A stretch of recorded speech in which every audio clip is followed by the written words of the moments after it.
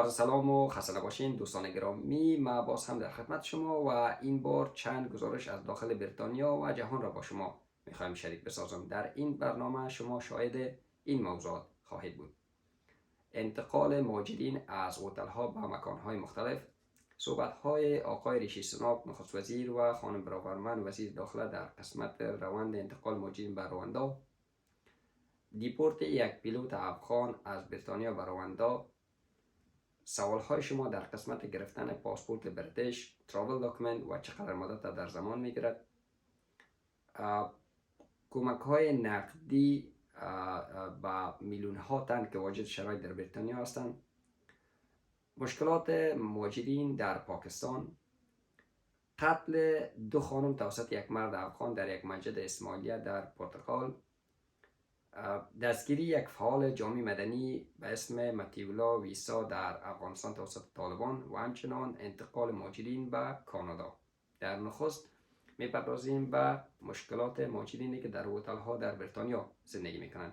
بعد از سقوط نظام در حدود 24500 مهاجر اسکان مجدد شدن به افغان اسکان مجدد شدن به بریتانیا که بیشترش در هتل‌ها زندگی میکردند. تا فعلا حدود 8000 تن در هتل‌ها هستند که نیم از اینا را کودکان تشکیل میدهد. اخیراً وزارت داخله تصمیم گرفت تا این افغان‌ها را از هتل‌ها به یک مکان دیگر نقل مکان کند. البته آنها تاکید ورزیدند در پارلمان همچنان که هتل جای مناسب برای کسانی که اسکان مجدد شدن نیست. بنابراین تصمیم گرفتند تا اینها در یک جای خوبتر نقل مکان کنند. در این قسمت یک گزارش تهیه شده است که توجه شما را به آن جلب می‌دارم. پس از 24 اسد یا مرداد 1400 و آمدن دوباره طالبان بر سر قدرت، بیش از 24000 افغان به بریتانیا منتقل شدند. حکومت وعده سپرد که به آنها کمک خواهد کرد تا زندگی تازه‌ای را شروع کنند. در حدود 19 ماه گذشته بریتانیا و نهادهای خیریه کمک‌های گسترده‌ای را برای افغان‌ها انجام دادند: اسکان، غذا، پوشاک، کار، آموزش و خدمات صحی. حکومت میگوید حالا هزینه بود و باش 8000 افغان در هتل‌ها روزانه 1.2 میلیون دلار است. در پارلمان بریتانیا، جانی مرسر، معاون وزیر دفاع، ضمن تاکید بر حمایت از افغان‌ها گفت که این وضعیت باید تغییر کند. او افزود حکومت 35 میلیون پوند برای اسکان پناهندگان افغان اختصاص داده. در زمانی که فشار زیادی بر مالیه دهندگان و بازار مسکن هست، درست نیست که مردم زندگی در هتل را انتخاب کنند، در حالی که محل اسکان مناسب موجود است. سخنگوی امور دفاعی حزب اصلی مخالف حکومت بریتانیا اما با اشاره به طرح معاون وزیر دفاع گفت که تضمینی وجود ندارد که خانه مناسبی وجود داشته باشد. او دستور تخلیه 8000 افغان را صادر کرده که نیمی از آنها کودک هستند، بدون اینکه تضمینی بدهد که مکان مناسبی برای زندگی در اختیارشان قرار می‌گیرد. در گذشته افغان‌ها می توانستند 2 و در مواردی 3 بار محل زندگی را که به آنها پیشنهاد می شود رد کنند تا جای دلخواهشان را انتخاب کنند. افرادی که در هر هتل که زندگی میکنن در همون منطقه، اول که اون منطقه بلد شدن، دومی که در اون منطقه طفلای اونا شامل مکتب یا کالج شدن و بعضی افراد اونجا وظیفه پیدا کردن که احتمالاً بعضی وظیفه دائمی می باشه. چطور میتونن که مکتب ها ترک بکنن، چطور میتونن کالج رو ترک بکنن و حتی افراد وظیفه های خود ترک میکنن. حالا بر اساس طرح جدید پس از رد پیشنهاد اول پیشنهاد دیگری دریافت نخواهند کرد و بر اساس طرح تازه‌ای که حکومت امروز اعلام کرد آنها به پایگاه‌های نظامی سابق منتقل می‌شوند. گزارشی بود در قسمت انتقال مهاجرین از هتل‌ها و مکان‌های مختلف.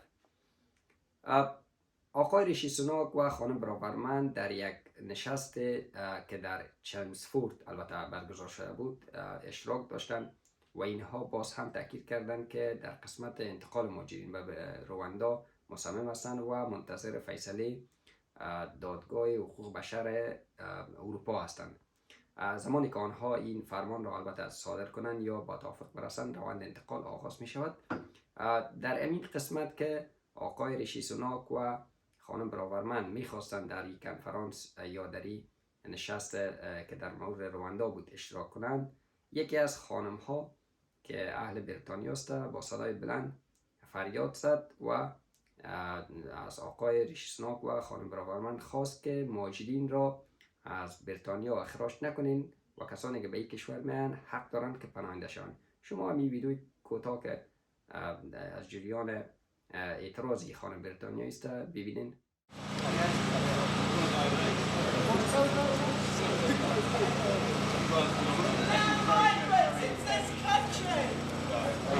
Refugees deserve sanctuary in Britain.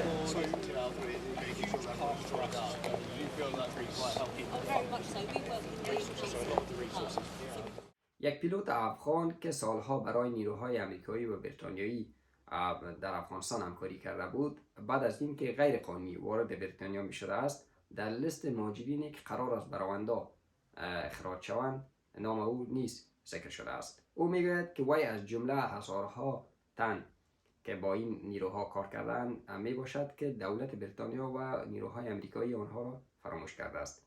در تصمیم اخیر دولت اعلان نمود که آن عده از افغانایی که از کشورهای امن غیر قانونی وارد بریتانیا می شوند بدون از اینکه اسنادشان بررسی شود بر رواندا نقل مکان خواهند شد. این پیلوت افغان که از ذکر اسمش خودداری می کند میگوید که مجبور بود از طریق قایق‌های بادی به بریتانیا سفر کنه و خود را به بریتانیا برساند، چون راه قانونی البته به گفته او وجود نداشت و مجبور بود از راه غیر قانونی داخل بریتانیا شود. این مرد میگوید که آنها نه طالب هستند و نه داعش و اینکه بریتانیا در قسمت آنها چنین فیصله نموده که باید به رواندا نقل مکان شوند یا اخراج شوند یک فیصله منصفانه نیست. در این زمینه البته تجربه یکی از مهاجرینه که 20 سال قبل در سن 15 سالگی به بریتانیا غیر قانونی وارد شده بود در یک مصاحبه تجارب خود با شما شریک می‌سازد. شما توجه کنید به این گزارش. I came to this country from Afghanistan 20 years ago. Yeah. I came by lorry, and I think there shouldn't ban the asylum people who is claiming asylum, but I'm against the people who is traveling by boat because they're losing their life and it is dangerous. And when I came in this country, on that time, I remember the people who were smuggling. Even at that time, I was very young. I was 15 years old, and they were telling me go inside the lorry or under the lorry. I wouldn't accept any of them. I was saying, if I don't want to lose my life, because if I want to be somewhere safe. But if I couldn't cross to UK, so I could give asylum to Germany or France or somewhere, but I don't want to die. Yep, that's my opinion. But so, Arash, you did come over in a lorry illegally, and then did you claim asylum once you were here? Yes, I did, yeah. And do you think, though, because I think the problem we are having is that you can only reach these shores to claim asylum. And that is why people are coming here illegally. There is no other way. There seems to be a real problem here that we keep telling everyone we will take our fair share of refugees, but then we force people to take illegal routes to get here to claim asylum. It just seems like that's a real problem at the heart of this. It is, especially for those countries like Afghanistan with the war, and we didn't have any other choice rather than get somewhere safe and find some country to be safe. And there was no any, even we moved to Iran for a couple of years. And in Iran, we couldn't give asylum, and they don't accept asylum. And there was no, even in Pakistan or Iran, we couldn't give asylum to UK embassy or something. Yeah, I mean, there's no other way, is there?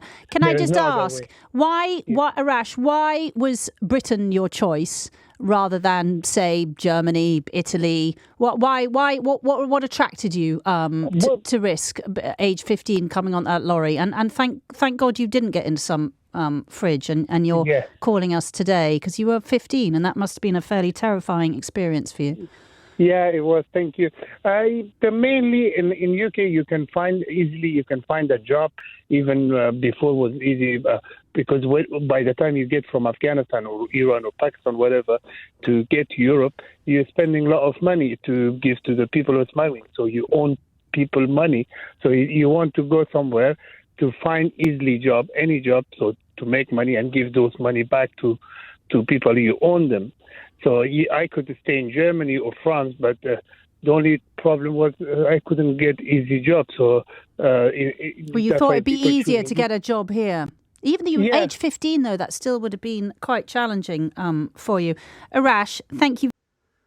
دوستان گرامی، شما سوال کرده بودیم که پاسپورت بریتیش چه وقت ما میتونیم بگیریم، بخصوص امی کسانی که تازه وارد بریتانیا توسط نیروهای بریتانیایی یا دولت بریتانیا از کار مجرد شدین. اینا همیشه فکر میکنن که ما که اندفننت داریم ما میتونیم که با پاسپورت بریتیش درخواستی بدیم.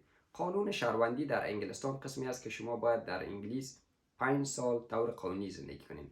زمانی که 5 سال شما پوره شد، شما باید با زبان انگلیسی و همچنان با لایف این دیوکی یا قانون انگلستان باید پاس کنید. زمانی که این دو سرتیفیکیت با هم جمع شد، شما باید فیس بپردازیم که تقریبا در حدود 1300 میشه و 6 ماه این مرحله رو در بر میگیره. یعنی در طول 6 ماه اینا فیصله میکنن که آیا به شما شهروندی بریتانیا را بدن یا خیر. اگر این مرحله پاس شد و شما شهروندی بریتانیا را گرفتین، بعد از او پاسپورت بریتیش شما میتونید درخواستی بدین که 10 هفته را تا فعلا در بر میگیره تا پاسپورت براتون بیاد. اما در قسمت ترافل داکومنت شما میتونین که همین حال درخواستی بدین، در حدود 3 ماه را در بر میگیره یا کمتر از 3 ماه که 75 پوند قیمت امو ریفیجی ترافل داکومنت است. شما میتونین که به این درخواستی بدین. اما در مدت همین 10 هفته که به بریتیش پاسپورت است، شما نمیتونین که مزاحمت به وزارت داخله کنین، چرا امو قانونشان است که حداقل 10 هفته را در بر میگیرد. گزارش بعدی، میلیون ها تن که واجد شرایط در بریتانیا باشند باز هم پول میپردازند، یعنی کمک نقدی میکند. این به خاطر همی که اقتصاد برهم خورده، اقتصاد جهان البته بریتانیا همچنان، و دولت میخواهد که بر شما یک مقدار پول کمک کند. مثل که قبلا همون موضوع 600 پوند به هر فامیل بود که البته اونایی که واجد شرایط بودند. در این گزارش تازه که البته نشر شد توسط وزارت داخله آمده است که بین اپریل و می کسانی که یونیورسال کردیت یا بهتر بگویم از دولت بنفیت میگیرن یعنی نیاز به کمک دولت دارن، در حدود 900 برشان دولت کمک میکنه. البته در 3 مرحله شما نیاز ندارین که به این درخواستی بدین، اتومات در بانکتان هر وقت که دولت خواست ارسال میشه. یعنی شما نه حق دارین و نه هم تشویش کنین که حالا ما چطور درخواستی بدین. اما قسمی که قبلا پول براتون میامد باز هم بر شما انتقال میشه. 150 پوند به کسانی که معیوب هستن یا دیسیبیلیتی دارن، بر اونا در اکانتشون این پول خواهد آمد، و 300 پوند هم به کسانی که تقاعدی هستن، برای اینا هم این پول ارسال میشه. یعنی 900 برای کسانی که در یونیورسال کردیت است تنها در جریان همین سال، 150 هم برای یک بار به کسانی که دیسیبیلیتی یا معیوب هستن برای اونا، و یک بار هم 300 برای کسانی که تقاعد کردن. این پولی است که دولت البته وعده ساخت که برای شما در جریان همین سال میپردازد. بعد از سقوط جمهوریت در افغانستان، اکثریت مهاجرین به پاکستان، ایران و تاجیکستان و همچنین دبی مهاجر شدند. مهاجرینی که در پاکستان هستند همواره شکایت دارند که حکومت پاکستان در قسمت فراهم ساختن کار و زمین تحصیل برای خود و اطفالشون کمک نمی کند و همچنان نداشتن اسناد در پاکستان یک مشکل بسیار بزرگ است. آنها همواره از سازمان ملل خواهانند که در قسمت اسکان مجددشان هرچی عاجل اقدام کند. یک گزارش در این مورد از مهاجرین و مشکلاتشان در پاکستان تهیه شده که توجهتان به آن معطوف می‌دارد. خواندن میان 2 خواهری را می‌بینید که خواهر بزرگتر به خواهر کوچکتر خود درس می‌دهد. خانواده اینها در پاکستان به حیث مهاجر پذیرفته نشده و این 2 خواهر هم از نعمت آموزش محروم ماندند. بنظیر وقت زندگی کابل و دوران مکتبش را به خاطر آورد، گلویش را بغض گرفت. وقتی که ما کابل بودیم، مکتب می‌رفتیم، درس می‌خواندیم به بهترین شرایط. ولی این شرایط نیست. ما نمیتونیم که درس بخونیم یا به مکتب بریم. وقتی که دیگه دختر به مکتب میرن ما اصلا احساس خوب نداریم، احساس خوشی نمیکنیم. ولی دیگه دخترها میتونن درس بخونن، ما خوش هستیم. ولی خواهرای ما دیگه دخترای سرزمین افغانستان هیچ دخترایی نمیتونن که در کابل به مکتب برن درس خود ادامه بدن. ما تنها به خود با همه دخترای افغان میخوایم که مکتبشون باشه درس بخونن و خود ممکن هستیم به من شرایط مساعد شود که من بتونم درس بخونم و مکتب به پایان برسانم. زهرا مادر این دو کودک که در راولپیندی زندگی میکنند میگوید که در کابل برای آموزش سایر دختران مبارزه میکرد، اما اکنون در این کشور بیگانه دختران خودش از نعمت آموزش محرومند. در مدت 13 ماه که آمدیم اینجا ما بسیار کوشش کردیم که اولادای خود را در مکتب داخل کنیم و چون که در اینجا بسیار شرایط پیش روی ما است و ما یکی مشکل امنیتی داریم و دوم که اینجا مکتبایی که هستن اولادای ما را نمیگیرن، چون که اینا نه کدام شناخت بر از اینا از طرف سازمان ملل داده شده و نه از طرف حکومت پاکستان و از این خاطر اینا را یا در مکتب شامل نمیکنن و ما بسیار آرزو داریم که اولادای ما درس بخوانن آینده از اینا بهتر شود، چون که شما میفهمین که فعلا در افغانستان هم مکاتب برای دخترها بسته است. با این حال برخی از خانواده هایی که به ایران رفتن نیز فرزندانشان مانند سایر افغان ها نمیتوانند به مکتب بروند. مدت 1 سال میشه در ایران مهاجر شدیم. متاسفانه مشکلاتی که تغییراتی که در افغانستان آمده بود آمدم در ایران، نتونستم زندگی خود در آنجا پیش برم.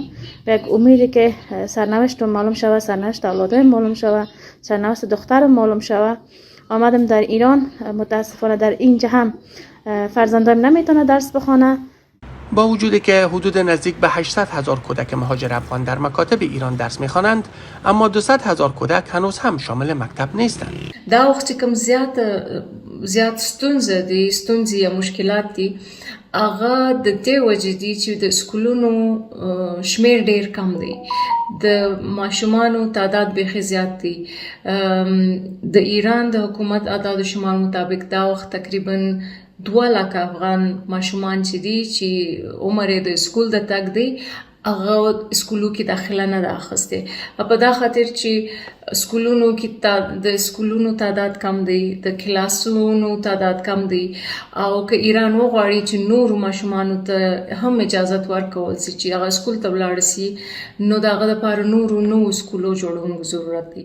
این در حالی است که با آغاز سال تعلیمی جدید برای دومین سال پی هم در افغانستان دختران بالاتر از ششم اجازه رفتن به مکتب را نیافتند و از طرف دیگر کودکان مهاجر افغان در ایران و پاکستان نیز به خاطر راهکارها در قبال مهاجرین و به گفته مقامات ایرانی نبود جای کافی از نعمت آموزش به بهره ماندند. یک گزارش ناراحت کننده از پرتغال، یک فرد افغان متاسفانه با ضرب چاقو 2 خانم را در یک مرکز اسماعیلیه به قتل میرساند. این که این فرد چرا این 2 خانم را به قتل میرساند و 1 نفر نیز زخمی میشود هنوز معلوم نیست، چون پلیس نیز از هویت آن خودداری کرده است، اما صرف گفته است که این فرد افغان است و علل و انگیزش هم معلوم نیست که چرا آمد و 1 تن را زخمی و 2 تن را به قتل رساند. کشته شدگان همه کارمندان امی مرکز اسماعیلیه می باشند.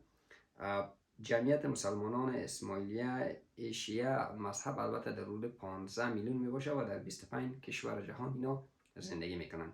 کریم آقاخان رهبر روحانی این فرقه در سال 1998 این مرکز را البته که در پرتغال است افتتاح کردند که دارای صنوف درسی و مسجد می باشد. روز گذشته طالبان یک فعال جامعه مدنی متیولا ویسا را در افغانستان بازداشت کردند. متیولا ویسا یک فردی که سالها می شود برای فراهم ساختن دروس در نقاط مختلف افغانستان، البته در جایی که امکانات کمتر است، فعالیت داشتند. طالبان روز گذشته زمانی که آقای ویسا از مسجد به طرف خانه می رفت او را بازداشت کردند. البته به تعقیب از او خانوادهش هم بازداشت شد، 2 برادرش، و به گفته برادر آقای متیولا طالبا به مادر وی نیز اهانت کردند. این دستگیری طالبان واکنش های جهانی را در بر داشت. البته سازمان ملل بدون قید شرط از طالبان خواسته است تا آقای ویسا را رها کنند. برادر وی در یک پیام ویدیویی البته تاکید ورزید که رایشان حق است و مبارزه را تا آخر ادامه خواهند داد. اما 2 روز بعد آقای ذبیح‌الله مجاهد در یک مصاحبه تلویزیونی گفت که آقای ویسا برای تخریب نظام طالبان مخفیانه کار میکرد. شما با این گزارش توجه فرمایید. قانون موجود، باید ټول خلک افراد قانون مراعات کړي. ویسا په نامه کوم کس چې و خپل سره اقدامات درلودل، بې له داسې نظام په جریان کې واچي غونډې درلودې، پټې ښکاره همداراز د باندې نه اړیکې درلودې، دستور له باندې نه اخیست. هغه باید د پښتنو ګربیجن لپاره وغوښتل چې نظام دلته حکومت ته او قانون لري، داسې نه ده چې څوک به نه نیول کېږي. یو چیرې چې عدالت تامینېږي هلته به مفسد نیول کېږي، هلته به نظام په ضد څوک اقدامات ترسره کوي به نیول کېږي. یک پیام ویدیویی نیز از برادر آقای مطیع الله ویسا به دست ما رسیده که اون را به نشر می‌رسانیم. شما توجه کنید.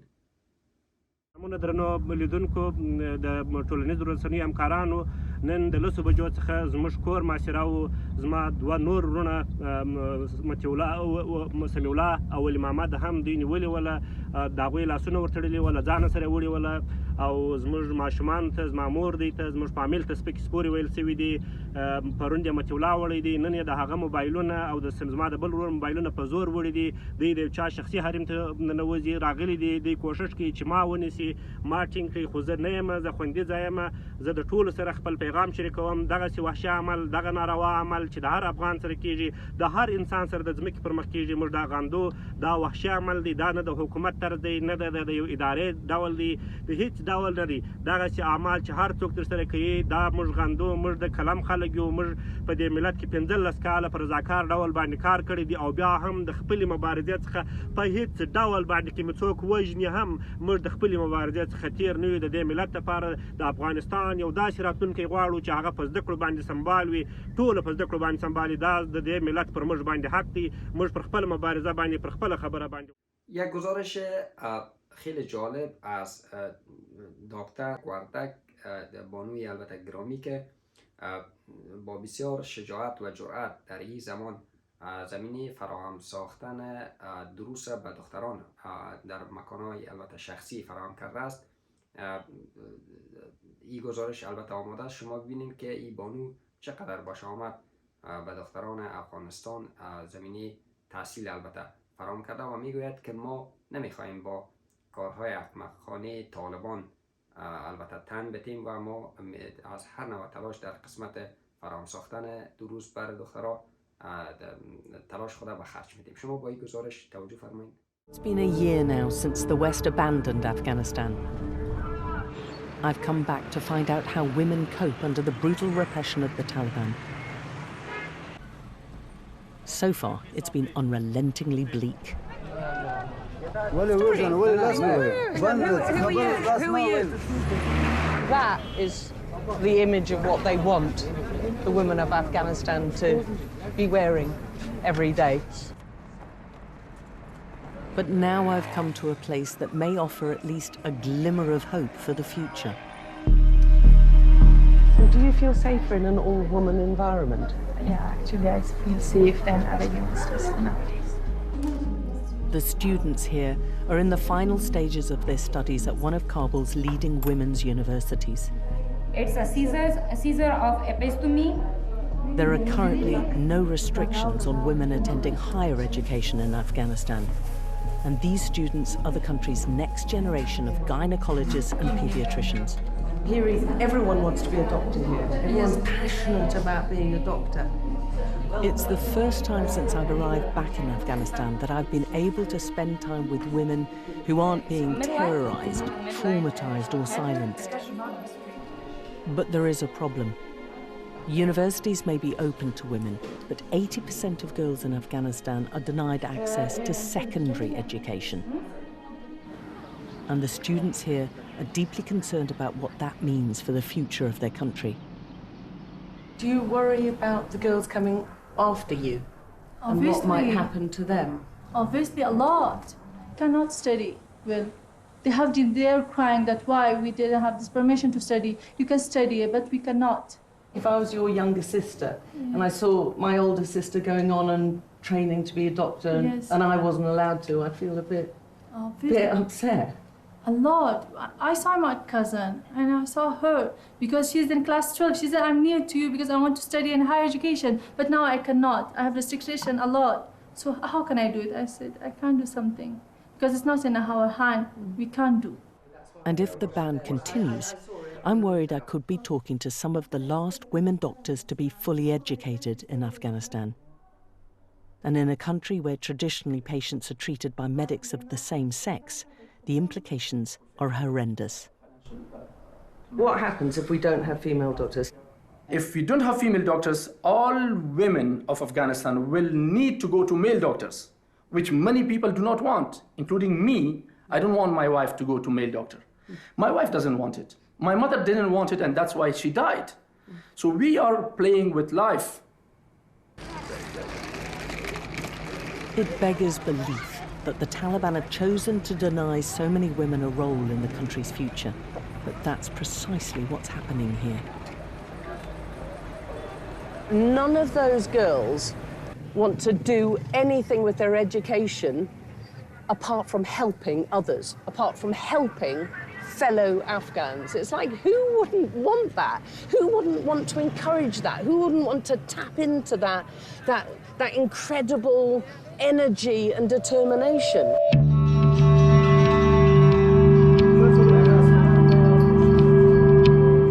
This is Wardak Provincial Hospital, about 3 hours' drive from Kabul. Many of the women in this ward are very young. Some of them are child brides, forced to marry in their early teens. Everywhere I go now, I'm being told the same thing. Afghanistan needs women doctors. But the tragedy here is that the simplest solution is blocked by the Taliban. But like so many women here, Dr. Wardak is smart enough and brave enough to fight back. One of the problems is not enough female specialists. Yes. Even nowadays, we don't have these Taliban government, they don't allow us to open the schools. Secretly, we have opened it. Our education is going. We will never listen to these stupid talking about our life. Despite the danger, Dr. Wardak wants to show me the school she runs in defiance of the Taliban. It's hidden away for fear of retribution. There are 2 pens. The desire to learn burns as bright as ever, but these girls are going to need so much more. Tell me, what is your message to the outside world? For all the world, they help us, we which are remaining in this country. And also, they pay attention for the future of Afghanistan.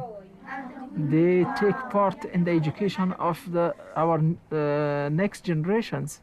We are responsible for them also. It's my message. The bravery and defiance of Dr. Wardak and all the other women and young girls I meet is incontestable and inspirational. But I leave Afghanistan knowing in my heart that if the rest of the world continues to ignore them, this is a battle for freedom that may well prove impossible to win.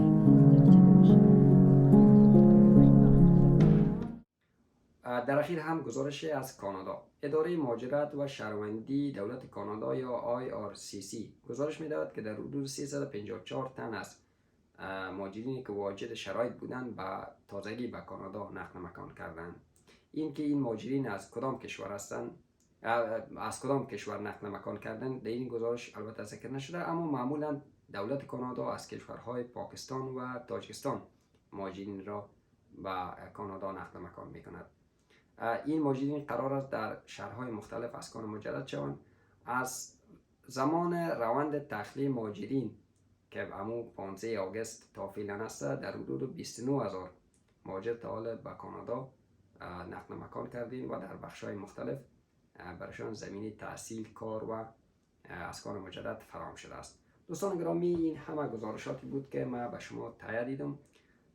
اگر کدام سوال مشخص در این زمینه و یا در بخش‌های دیگه داشته باشین میتونین که کامنت بگذارین. از توجهتان جهان سپاس و السلام علیکم و رحمت الله و برکاته.